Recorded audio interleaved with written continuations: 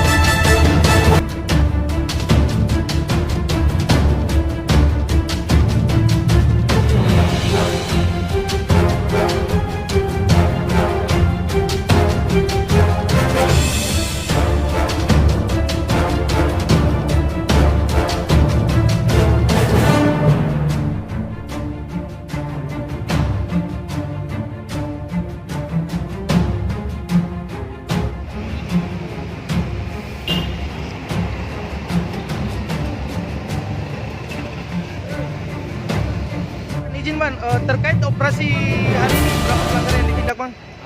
baik, jadi ini termasuk hari yang ke-8 untuk operasi Patuh 2019 tanggal 5 September. Jadi untuk terjaring pada hari ini adalah jumlah penindakan tilang 79 lembar dan untuk roda 2 7 unit kendaraan yang kita sempat jaring pada pagi hari siang hari ini. Ada beberapa mobil Bang yang tertindak yang tidak mempunyai surat-surat kendaraan.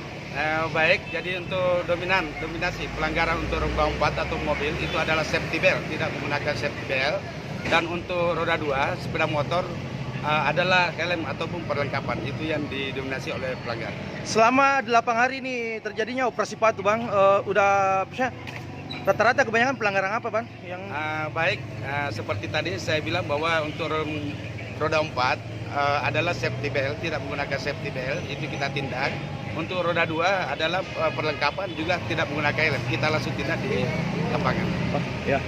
Pesan-pesan untuk masyarakat khususnya Sulawesi Selatan dan apa saja untuk operasi Patuh ke depannya Bang?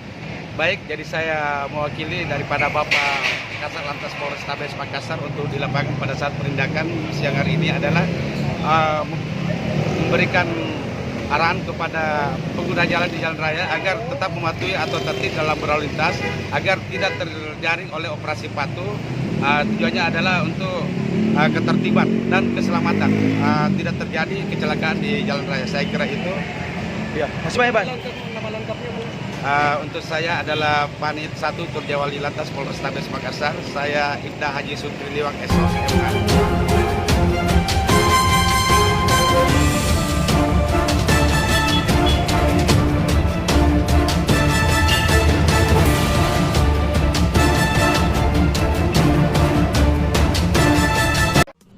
Cukup sampai di sini ya guys video kali ini.